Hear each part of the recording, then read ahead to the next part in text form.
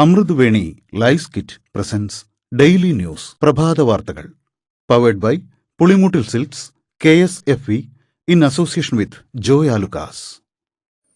നമസ്കാരം, ഞാൻ daisy Biju. Daily ന്യൂസിന്റെ പ്രഭാത വാർത്തകളിലേക്ക് സ്വാഗതം.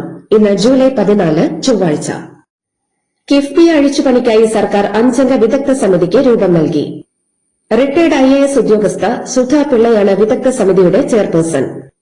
3 മാസത്തിനകം റിപ്പോർട്ട് സമർപ്പിക്കണം. കിഫ്ബിയുടെ സാമ്പത്തിക സാങ്കേതിക ഘടനകളിൽ പരിശോധന നടക്കും. ലോകകപ്പ് ഫൈനലിലേക്ക് ഫ്രാൻസോ സ്പെയിനോ? ഫ്രാൻസ് സ്പെയിൻ സെമി ഫൈനൽ ഇന്ന് രാത്രി 12:30.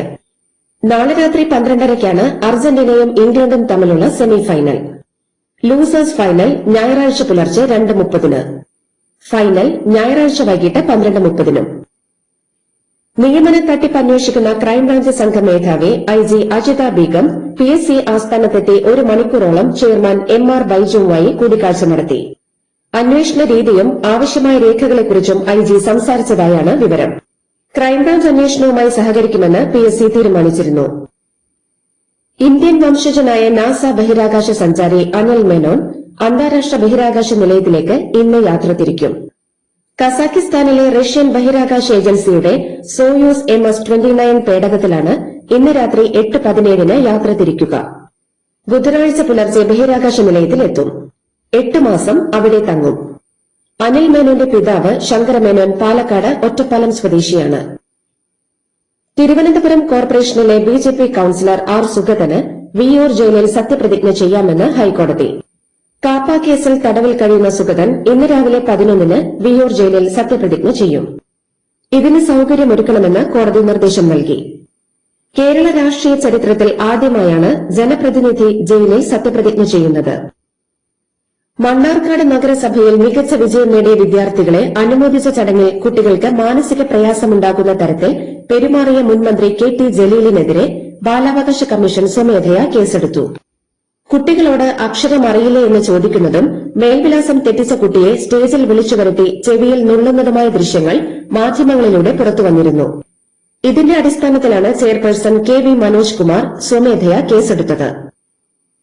കുട്ടികളുടെ പഠന നിലവാരം കുറഞ്ഞതിനും വിദ്യാഭ്യാസ തകർച്ചയ്ക്കും 10 വർഷം ഭരിച്ച ഇടത് സർക്കാരും മന്ത്രിയായിരുന്ന ജലീലും ഉത്തരവാദിയാണെന്ന് വിദ്യാഭ്യാസ മന്ത്രി ഷംസുദ്ദീൻ നാട്ടുകാരുമായി ബന്ധപ്പെട്ട് പ്രശ്നം അന്വേഷിച്ചു. പരസ്യമായി കുട്ടികളോട് ഇങ്ങനെ ചെയ്യാൻ പാടില്ലായിരുന്നുവെന്നും മന്ത്രി ഷംസുദ്ദീൻ പറഞ്ഞു. കുട്ടികളെ KT ജലീൽ അപമാനിച്ചത് തെറ്റെന്ന് മന്ത്രി ബിന്ദു കൃഷ്ണ. തെറ്റ് മനസ്സിലാക്കാൻ പോലും ജലീലിന് കഴിയുന്നില്ലെന്നും മന്ത്രി പ്രതികരിച്ചു. സംഭവത്തെക്കുറിച്ച് ജില്ലാ ശിശു സംരക്ഷണ ഓഫീസർ റിപ്പോർട്ട് തേടിയിട്ടുണ്ട്. വിദ്യാർത്ഥികൾക്ക് പരാതിയില്ലെന്ന് പറഞ്ഞത് അരിയാഹാരം കഴിക്കുന്ന ആർക്കും മനസ്സിലാകുമെന്നും മന്ത്രി.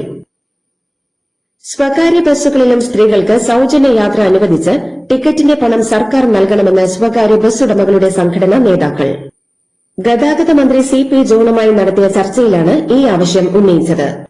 ഡീസൽ സബ്സിഡി അനുവദിക്കുക, വിദ്യാർത്ഥികളുടെ കൺസെഷൻ നിരക്ക് വർദ്ധിപ്പിക്കുക തുടങ്ങിയ ആവശ്യങ്ങളും ഉന്നയിച്ചു. തീരുമാനമായില്ലെങ്കിൽ സൂചനാ പണിമുടക്ക് നടത്താനാണ് ഉടമകളുടെ തീരുമാനം. BJP NSSനെതിരല്ലെന്ന് BJP സംസ്ഥാന അധ്യക്ഷൻ രാജീവ് ചന്ദ്രശേഖർ. സുകുമാരൻ നായർക്കെതിരെയോ NSSന്റെ ആഭ്യന്തര കാര്യങ്ങളിലോ BJP ഇടപെടില്ലെന്നും രാജീവ് ചന്ദ്രശേഖർ വ്യക്തമാക്കി. തന്ത്രിക്കെതിരായ KS രാധാകൃഷ്ണന്റെ വിമർശനം വ്യക്തിപരമെന്നും BJP സംസ്ഥാന അധ്യക്ഷൻ പറഞ്ഞു. ഹൈക്കോടതിയിൽ പുതിയ ദേവസ്വം സ്പെഷ്യൽ GPയെ നിയമിച്ച് അഡ്വക്കേറ്റ് ജനറൽ ഉത്തരവിറക്കി. അഡ്വക്കേറ്റ് KR സുനിലാണ് പുതിയ സ്പെഷ്യൽ GP. ശബരിമല സ്വർണ്ണക്കൊള്ളയിലെ പ്രതിയുടെ അഭിഭാഷകനെ ദേവസ്വം സ്പെഷ്യൽ GP ആക്കിയത് നേരത്തെ വിവാദമായിരുന്നു. പിന്നീട് മുഖ്യമന്ത്രി ഇടപെട്ടാണ് GPയായ KB പ്രദീപ് കുമാറിനോട് രാജി ആവശ്യപ്പെട്ടത്. കേരള സർവകലാശാലയുടെ ഭൂമി മുഴുവൻ അളന്നു തിട്ടപ്പെടുത്താൻ കേരള സർവകലാശാല സിൻഡിക്കേറ്റ് തീരുമാനം.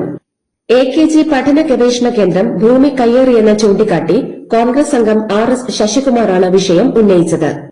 1977-ൽ AK ആന്റണി മുഖ്യമന്ത്രിയായിരിക്കെയാണ് സർവകലാശാലയുടെ 15 സെന്റ് ഭൂമി AKG പഠന ഗവേഷണ കേന്ദ്രത്തിന് നൽകിയത്. എന്നാൽ പഠന കേന്ദ്രം 50 സെന്റിലേറെ ഭൂമി കയ്യേറിയെന്നാണ് പരാതി.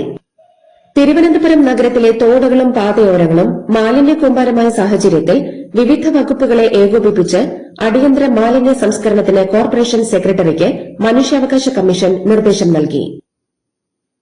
വിയറ്റ്നാമിൽ ബോട്ട് അപകടത്തിൽ മരിച്ച മലയാളികളുടെ മൃതദേഹം ഇന്ന് രാവിലെ 9-ന് തിരുവനന്തപുരത്ത് എത്തിക്കും. രാവിലെ 6:30 മുംബൈയിൽ നിന്നുള്ള എയർ ഇന്ത്യ വിമാനത്തിലാണ് മൃതദേഹങ്ങൾ എത്തിക്കുക.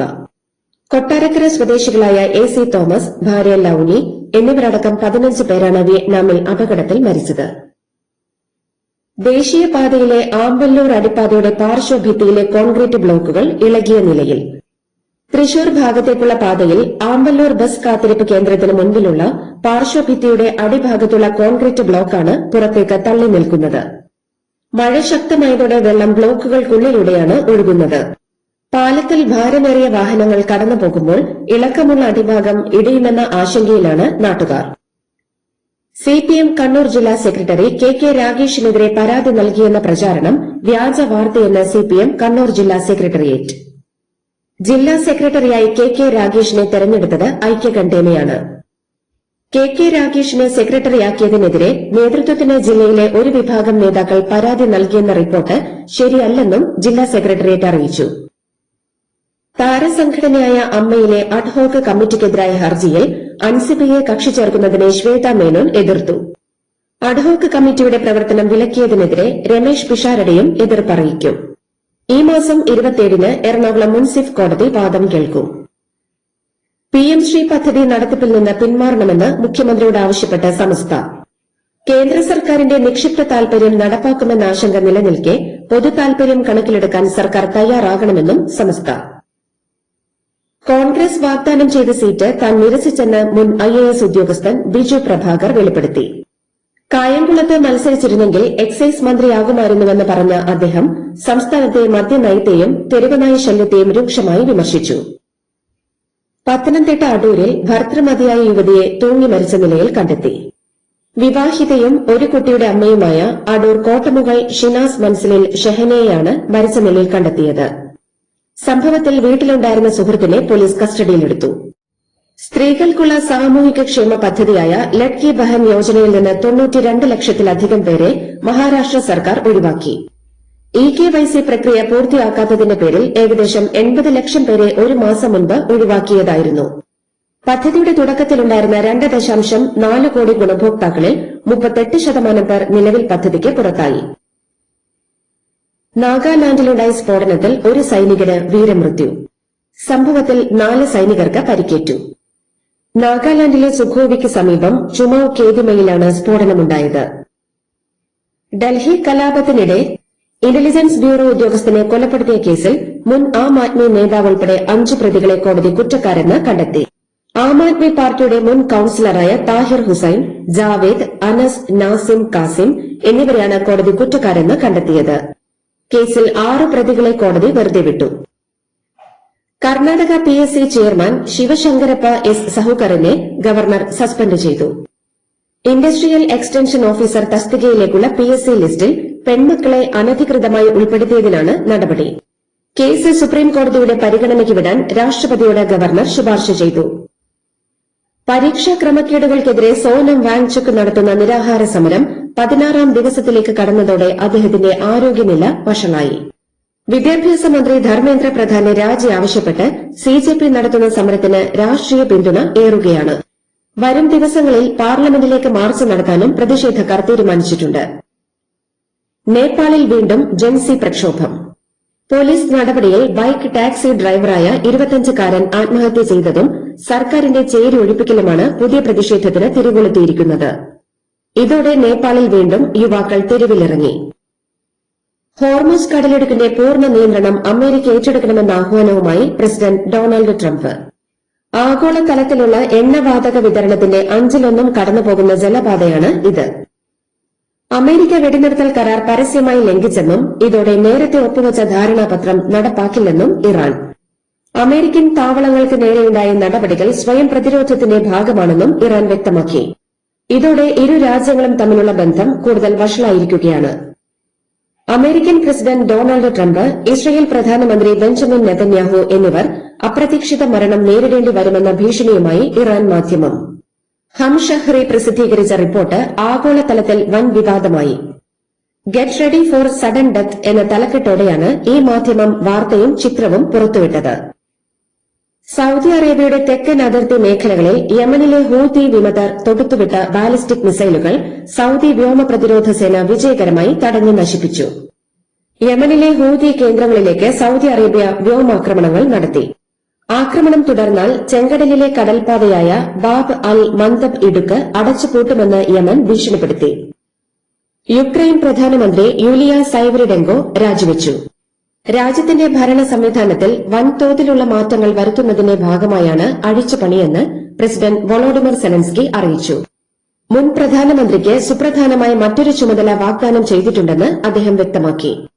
യുക്രൈന്റെ ആധുനിക ചരിത്രത്തിലെ ഏറ്റവും കഠിനമായൊരു കാലഘട്ടത്തിൽ സർക്കാരിനെ നയിക്കാൻ കഴിഞ്ഞതിൽ അഭിമാനിക്കുന്നുവെന്ന് രാജിവെച്ചതിന് പിന്നാലെ പ്രധാനമന്ത്രി സോഷ്യൽ മീഡിയയിൽ കുറിച്ചു.